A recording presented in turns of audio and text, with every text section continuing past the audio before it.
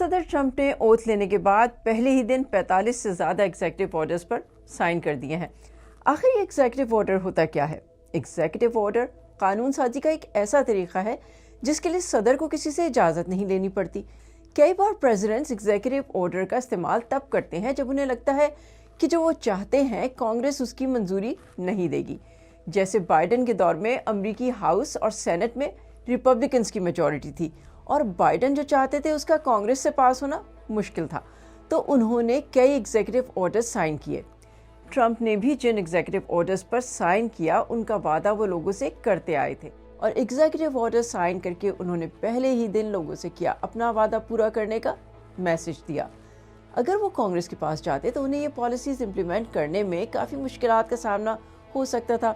صدر کے احکامات کو جہاں کانگریس کی منظوری کی ضرورت نہیں اور قانون ساز اسے براہ راست رد نہیں کر سکتے، لیکن کانگریس اور عدالتیں ان آرڈرز کو محدود ضرور کر سکتی ہیں، اور پھر نیا آنے والا پریزیڈنٹ پچھلے صدر کے حکم کو منسوخ بھی کر سکتا ہے، جیسے صدر ٹرمپ نے بائیڈن کے 78 احکامات صدر بنتے ہی منسوخ کر دیے۔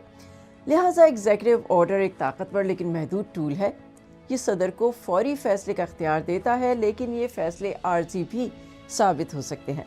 تمام امریکی پریزیڈنٹس نے کم از کم ایک ایگزیکٹو آرڈر ضرور جاری کیا ہے، سوائے ولیم ہینری ہیریسن کے، جن کا صدر بننے کے بعد 1 ماہ کے اندر ہی انتقال ہو گیا تھا۔